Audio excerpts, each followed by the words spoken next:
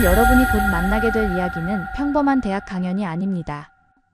세계 최고 대학의 강의실에서 시작된 한 교수의 충격적인 주장. 그것을 받아들이지 못하는 학생의 분노가 공존하는 강의실에서 특별 강연 하나가 이토록 큰 반향을 일으켰을까요? 이 모든 질문의 답을 사연을 통하여 알아가 보도록 하겠습니다. 그 전에 잠깐 1초 만에 누를 수 있는 좋아요 버튼을 꾹 눌러주시면 영상 제작에 큰 힘이 됩니다. 그럼 바로 사연 시작하겠습니다. 안녕하세요. 저는 스탠포드 대학교 국제정치학과에 재학 중인 마리 아리아라고 합니다. 얼마 전에 있었던 저의 특별한 경험을 여러분과 나누려고 해요. 한 달 전 스탠포드 대학교 메모리얼 홀에 거대한 아치형 천장이 울려 퍼지는 기대감 속에서 수백 명의 학생들이 자리를 채우고 있었어요.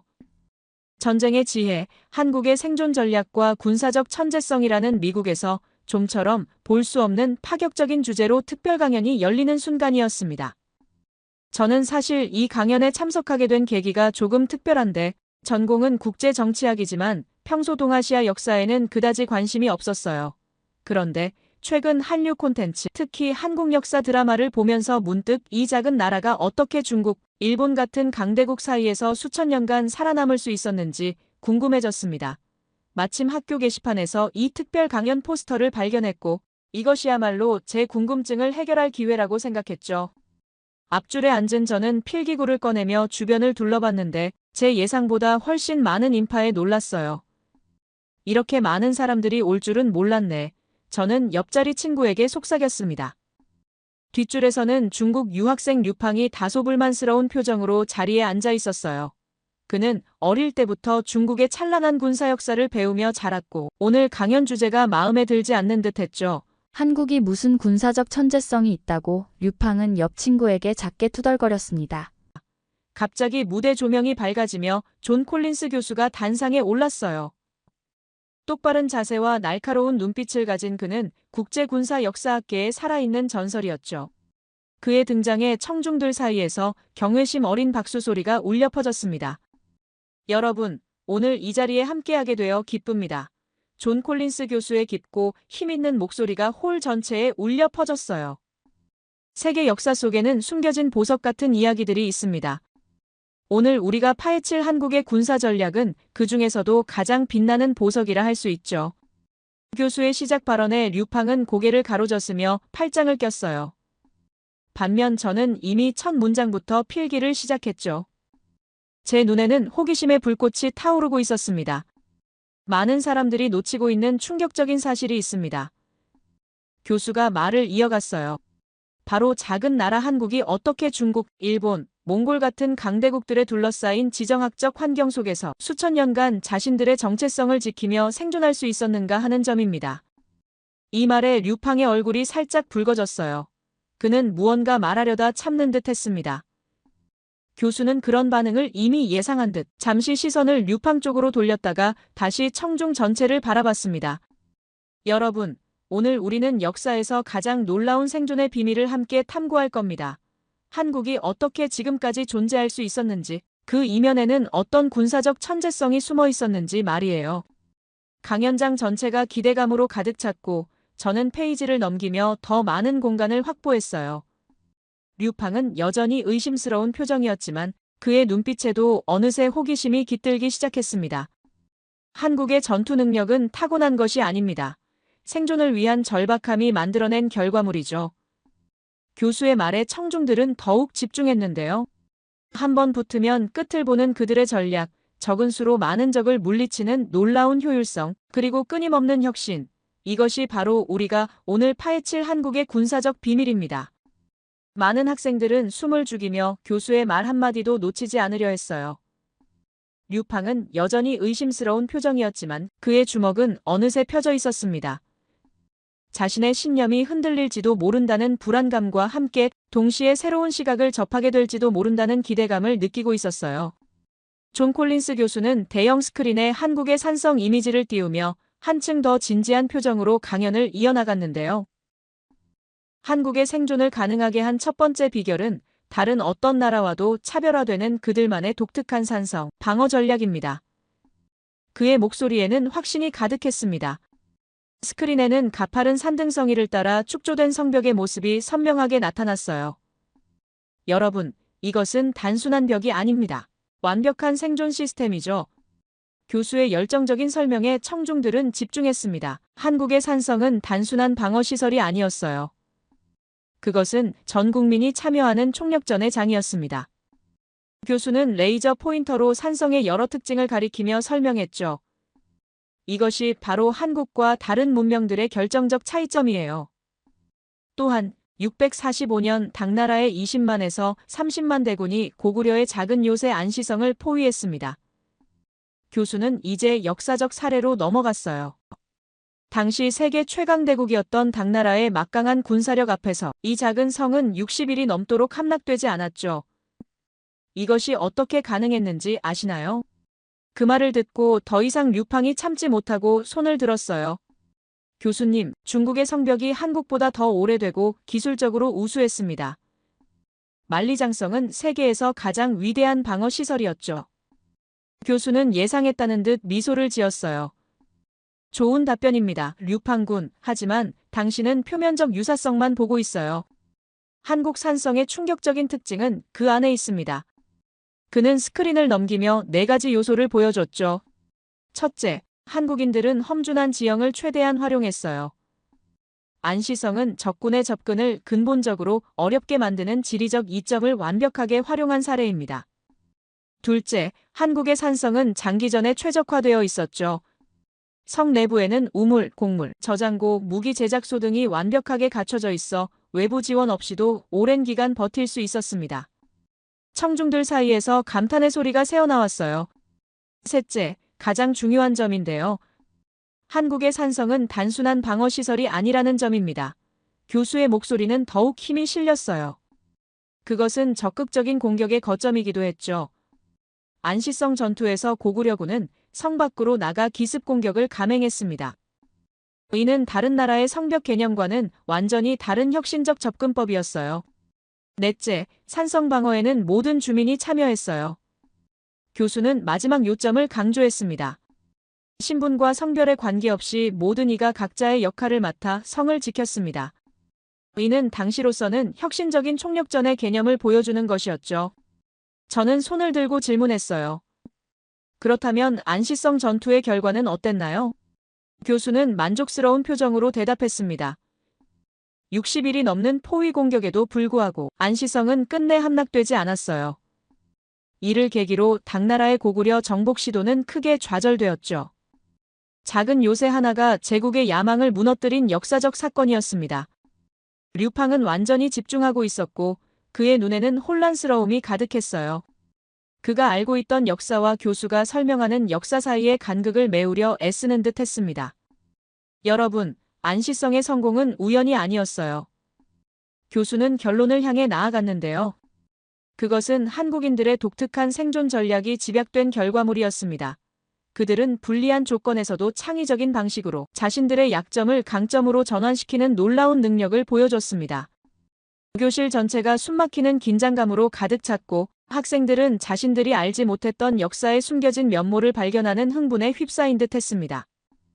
이것이 바로 한국이 중국이나 일본 같은 강대국에 흡수되지 않고 자신들만의 정체성을 유지할 수 있었던 첫 번째 비결입니다. 교수는 다음 주제로 넘어갈 준비를 하며 말했어요. 한국의 산성은 단순한 물리적 구조물이 아니라 그들의 독특한 전투 철학이 구현된 총체적 시스템이었습니다. 저는 놀라움에 찬 표정으로 친구에게 속삭였어요. 이런 관점으로 한국을 본 적이 없었어. 친구의 눈에는 새로운 깨달음의 빛이 깃들어 있었습니다. 존 콜린스 교수는 슬라이드를 넘기며 새로운 주제로 전환했는데요. 한국의 두 번째 생존 비결은 목숨의 경제성 개념입니다. 한국은 역사적으로 항상 주변 강대국들보다 인구가 적었어요.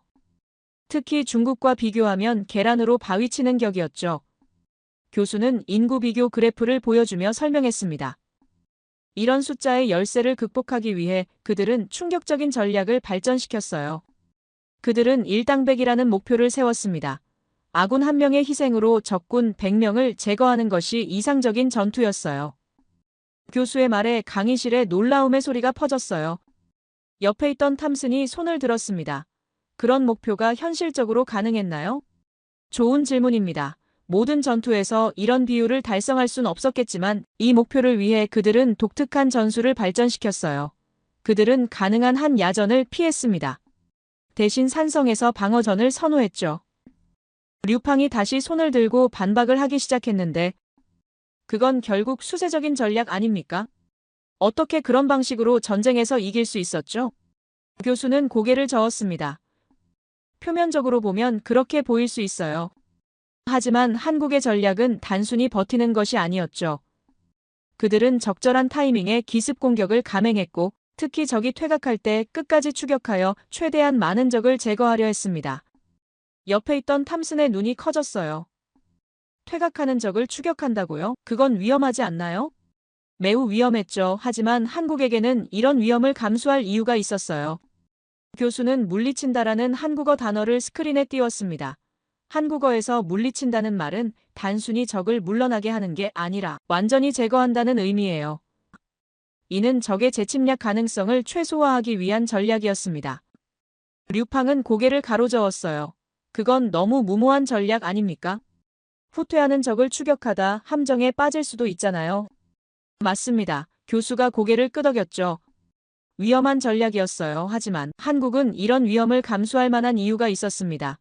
그들은 인구가 적었기에 한 번의 전투에서 최대한의 성과를 내야 했죠.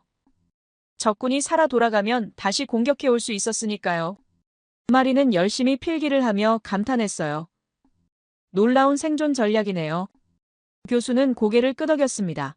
이것이 바로 한국인들이 전투 민족으로 각성한 이유예요. 그들에게 전쟁은 선택이 아닌 생존의 문제였죠.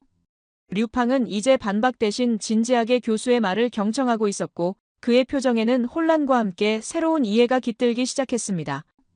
한국인들의 물리친다는 개념은 단순한 전술을 넘어 그들의 생존 철학을 보여주는 것이었어요. 이런 독특한 접근법이 그들이 수천 년간 강대국 사이에서 살아남을 수 있었던 비결입니다. 강의실은 이제 완전히 교수의 설명에 빠져들었어요. 학생들은 한국이라는 작은 나라가 어떻게 생존했는지에 대한 새로운 시각을 얻고 있었고 다음 주제로 넘어갈 준비가 된 순간이었습니다. 존 콜린스 교수는 다음 슬라이드로 넘어가며 청중의 관심을 더욱 끌어올렸는데 스크린에는 살수대첩이라는 제목과 함께 고대 전투 장면이 펼쳐졌어요. 이제 한국의 전략이 실제로 어떻게 작동했는지 살수대첩을 통해 살펴보겠습니다. 교수의 목소리는 한층 더 열정적으로 변했습니다. 612년 수나라의 30만 대군이 고구려를 침공했을 때의 상황이 생생하게 설명되었는데 을지문덕 장군이 이끄는 고구려군은 겨우 10,000명에 불과했다는 충격적인 사실에 청중들은 놀라움을 감추지 못했습니다. 이 엄청난 숫자 차이를 어떻게 극복했는지가 강연의 핵심이었어요. 을지문덕은 놀라운 지략을 사용했습니다. 교수는 고대 지도를 가리키며 설명했어요. 그는 수나라 군대를 깊숙이 유인한 후 갑자기 후퇴하는 전략을 펼쳤습니다. 이 말에 류팡은 의아한 표정을 지었어요. 후퇴가 어떻게 승리로 이어질 수 있는지 의문이었습니다. 수나라 군대는 고구려군이 약해졌다고 생각하여 맹렬히 추격했고 이것은 모두 을지문덕이 쳐놓은 함정이었습니다. 스크린에는 좁은 계곡과 강으로 이어지는 지형도가 나타났어요. 그는 살수라는 강에서 기습 공격을 감행했고 좁은 지형을 이용해 수나라의 대규모 병력 운용을 근본적으로 무력화했습니다. 학생들의 눈에는 경이로움이 가득했습니다. 결과는 어땠을까요? 교수는 잠시 멈춘 후 충격적인 사실을 밝혔어요. 30만 수나라 군 중 겨우 2,700명만이 살아 돌아갔다고 합니다. 강의실에 놀라움의 탄성이 흘렀습니다. 이는 100대 1 이상의 교환비를 달성한 셈입니다. 적은 병력으로 최대의 효과를 낸 완벽한 전략이었어요. 류팡의 얼굴에는 혼란스러움이 역력했고 중국 역사책에서 배운 내용과 교수의 설명 사이에 간극을 메우려 애쓰는 듯 했어요. 교수는 이어서 살수대첩의 전략적 의미를 분석했는데요. 여기서 주목할 점은 바로 추격입니다. 많은 전략가들은 퇴각하는 적을 그냥 보내는 것이 안전하다고 생각합니다. 그러나 한국의 전략은 달랐어요. 그들은 퇴각하는 적을 끝까지 추격하여 가능한 많은 적군을 제거하려 했습니다.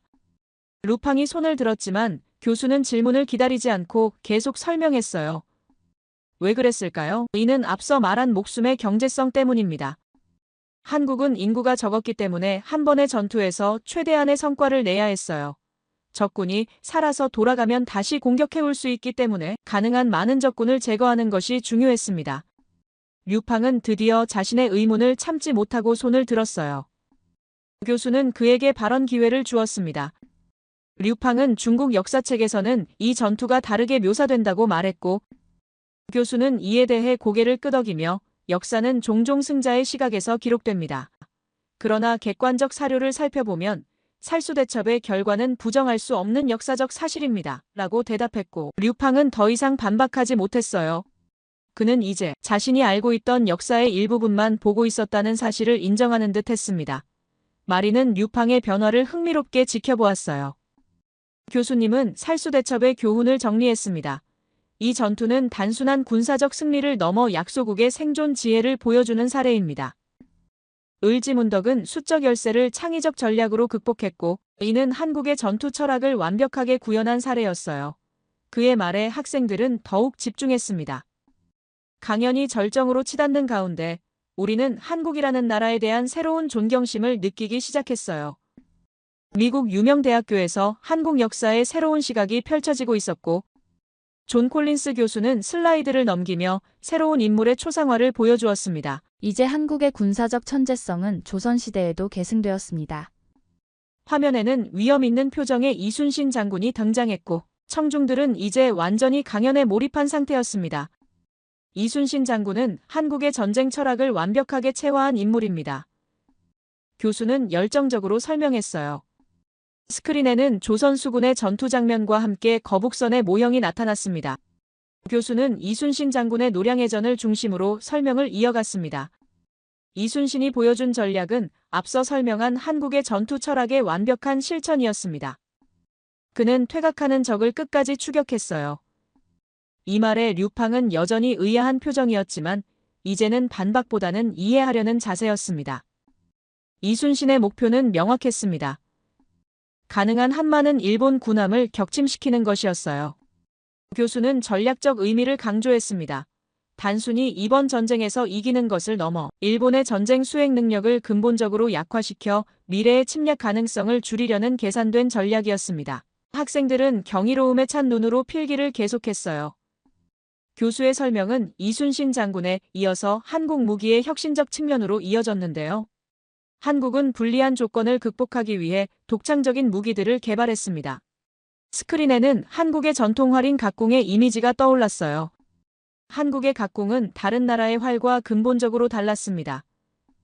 각공의 놀라운 특징은 유연성과 강도의 완벽한 균형이었는데, 대나무, 동물 잇불과 힘줄, 나무를 복합적으로 사용해 만든 한국의 활은 탄성을 극대화하면서도 강도를 유지할 수 있었어요. 류팡이 손을 들었지만 이제 그의 표정은 도전적이기보다는 호기심 어린 모습이었습니다. 그런 활이 실제로 얼마나 효과적이었나요? 교수는 미소 지으며 대답했어요. 숙련된 궁수는 1분에 10발 이상의 화살을 정확하게 쏠 수 있었습니다. 이는 당시 세계 최고 수준의 성능이었어요. 교수는 이어서 충격적인 가설을 제시했는데, 여러분, 수백 년 아니 수천 년 동안 지속된 활 문화가 한국인의 유전적 특성에 영향을 미쳤을 가능성이 있습니다. 강의실의 술렁임이 일었어요. 활을 잘 쏘기 위해 필요한 뛰어난 시력, 정교한 근육 조절 능력, 빠른 반사신경이 세대를 거듭하며 자연 선택을 통해 강화되었을 수 있습니다. 뒤에 있던 제이슨의 눈이 커졌어요. 그렇다면 현대 한국이 양궁 강국인 이유도 이런 역사적 배경 때문일까요? 교수는 깊이 고개를 끄덕였습니다. 문화적 요인도 크지만 유전적 요인도 무시할 수 없습니다. 물론 이는 아직 가설 단계입니다. 자연스럽게 교수는 이제 화약 무기 시대로 화제를 옮겼는데요. 한국은 화약 무기가 도입된 시대에도 최고의 화력을 자랑했습니다. 이 말에 류팡이 다시 손을 들었습니다. 교수님, 이것은 정말 인정할 수 없습니다. 화약은 중국에서 발명된 것입니다. 교수는 침착하게 대답했어요. 맞습니다. 화약의 발명은 중국의 위대한 공헌이었습니다. 그러나 발명과 혁신은 다른 개념입니다. 그는 천자총통이라는 조선의 화포를 소개했어요. 임진왜란 당시 이순신 장군이 사용한 천자총통의 사정거리는 1000m 이상으로 일본 조총의 100에서 200m보다 5배 이상 뛰어났습니다. 교수는 천자총통의 우수성을 계속 설명했어요. 파괴력도 압도적이었고 한 발로 적선 하나를 격침시킬 수 있었습니다. 또한 정확도가 높고 재장전 속도도 빨랐어요. 우리는 점점 한국이라는 나라에 완전히 빠져들게 되었습니다. 16세기에서 17세기 초반까지 한국의 화약무기 기술은 세계 최고 수준이라는 교수의 확신에 찬 목소리에 강의실은 놀라움으로 가득 찼어요. 한국의 화약무기 발전사는 일당백 전략이 어떻게 진화했는지 보여주고 활에서 화약무기로 전환하면서도 그들은 적은 수로 최대의 효과를 내는 원칙을 고수했어요. 류팡은 이제 고개를 끄덕이며 필기를 계속했습니다. 그의 얼굴에는 새로운 이해의 빛이 어렸으며 교수의 설명이 그의 세계관을 흔들고 있음이 분명했습니다. 우리는 류팡의 변화를 흥미롭게 지켜보았어요. 강연이 절정으로 향하는 가운데 학생들은 한국이라는 작은 나라가 어떻게 강대국들 사이에서 생존했는지에 대한 새로운 관점을 얻고 있었습니다. 존 콜린스 교수의 열정적인 설명은 한국의 군사적 천재성이 단순한 과거의 기록이 아닌 현대 한국인의 DNA에 깊이 새겨진 살아있는 유산임을 강조했어요. 류팡은 갑자기 자리에서 벌떡 일어나며 강의실을 가로지르며 외쳤습니다. 이 모든 것은 과장된 해석입니다. 그의 목소리에는 분노가 담겨 있었고 얼굴은 격렬하게 붉어졌습니다. 중국이 없었다면 한국은 존재할 수 없었고 중국의 도움이 없이는 한국이 여기까지 절대 올 수 없을 것인데 아주 짜증나네요. 그의 터무니없는 주장에 강의실은 숨을 죽였고 학생들은 긴장한 표정으로 그를 바라보았습니다. 하지만 교수님은 당황하지 않으시고 침착하게 눈을 가다듬으셨어요. 교수님은 천천히 입을 열며 말씀하셨습니다. 역사적 사실을 직시하는 것이 중요합니다. 한국은 독자적인 군사 전략과 지혜로 그들의 생존을 이끌어왔습니다. 중국의 도움 없이는 한국이 존재할 수 없다는 주장은 역사에 대한 왜곡입니다.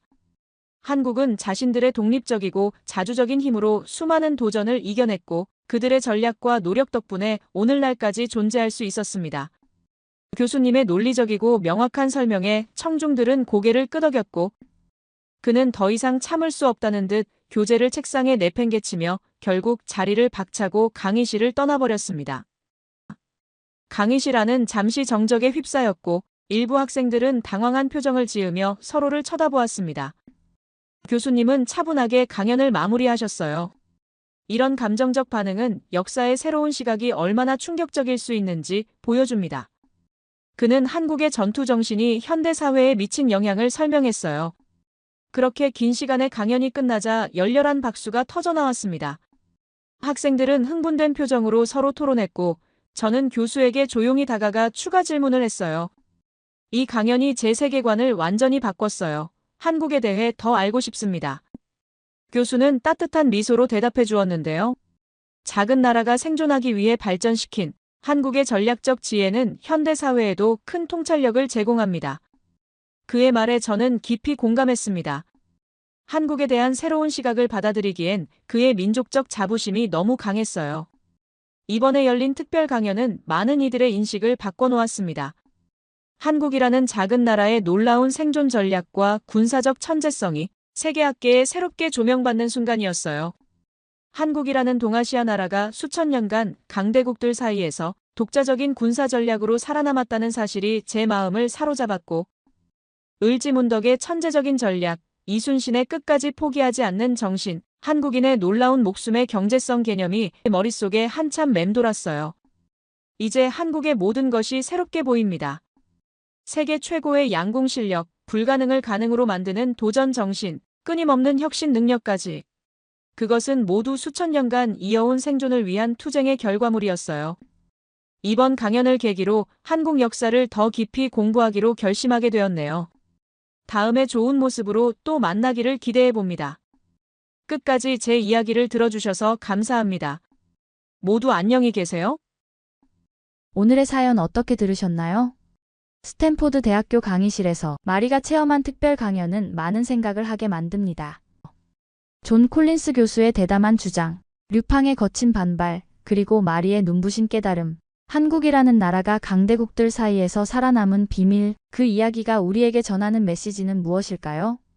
역사의 새로운 시각이 우리의 인식을 어떻게 바꿀 수 있을지 생각해 보게 됩니다. 마리는 이 경험을 바탕으로 어떤 미래를 만들어 갈까요? 여러분의 생각을 아래 댓글에 남겨주세요. 그리고 감동적인 사연을 주변 사람들과 공유하고 함께 이야기 나눠보세요. 마지막으로 1초밖에 걸리지 않는 구독과 좋아요, 알림 설정은 영상 제작에 큰 힘이 됩니다. 지금까지 감동을 담아 여러분께 진심을 전하는 감동담기였습니다. 오늘 하루도 행복한 하루 보내세요.